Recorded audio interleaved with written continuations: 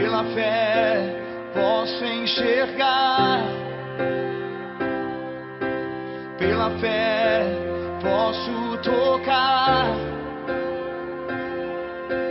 pela fé, pela fé. Não há muralhas que ficarão de pé diante de mim.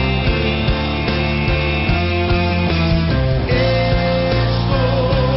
firmado em Cristo pra sempre, tenho a luz em mim.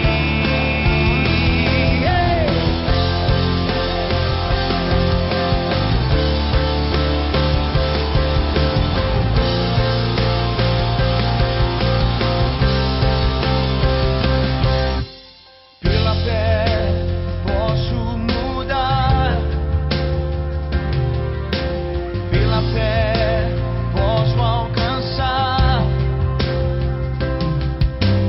pela fé posso viver.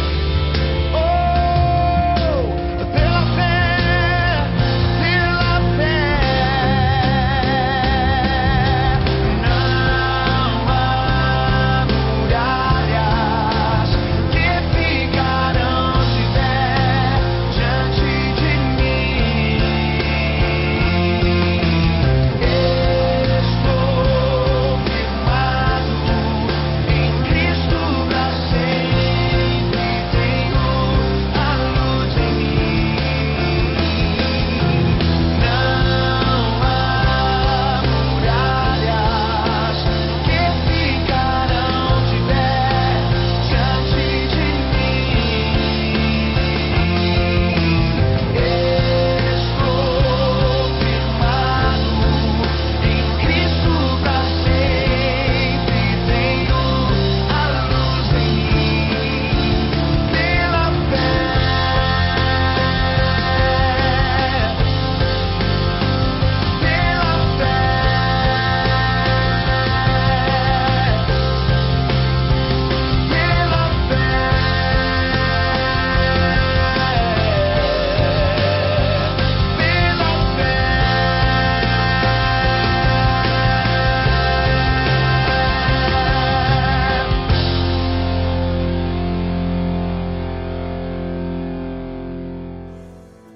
Prosseguimos então com a programação manancial desta semana com muito prazer e alegria.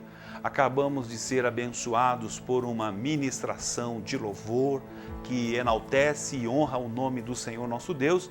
Nós continuamos aqui falando hoje sobre olhos espirituais abertos, olhos espirituais abertos.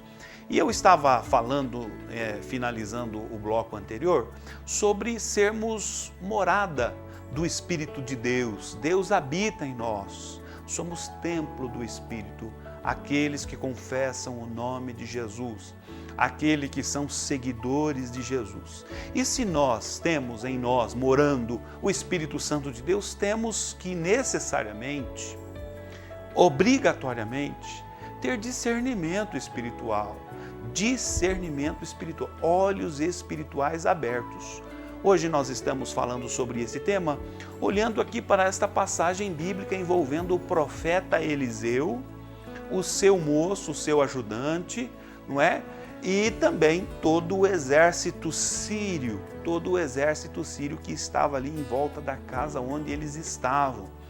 O moço não conseguiu ver ali o que o profeta Eliseu viu, ou seja, os olhos espirituais do moço não estavam abertos. Ele não teve o necessário discernimento diante daquela adversidade natural, na dimensão natural. Não teve discernimento para reagir diante daquele problema, que não era pequeno, que não era simples de ser resolvido. Era um exército de uma nação toda que estava ali propondo o quê?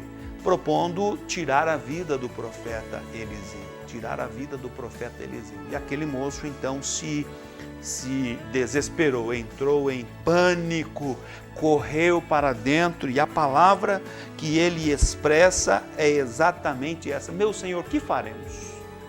Se a gente sair pela porta dos fundos, o exército está lá.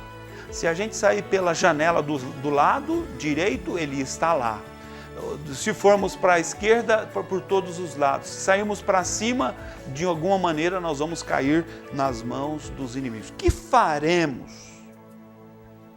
O moço, por não ter discernimento espiritual, por não ter olhos espirituais abertos, não soube o que fazer.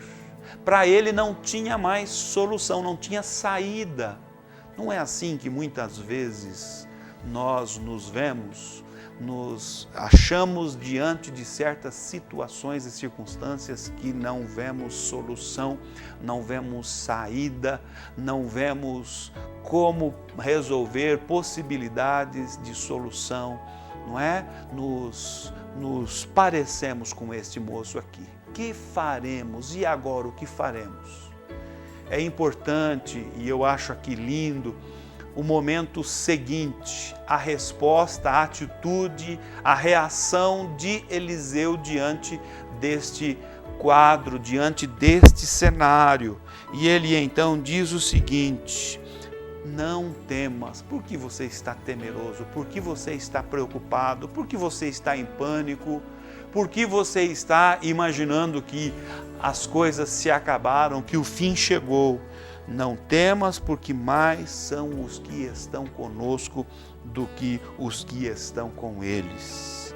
E orou Eliseu ao Senhor e disse: Senhor, peço-te que lhe abras os olhos para que veja. E o Senhor abriu os olhos.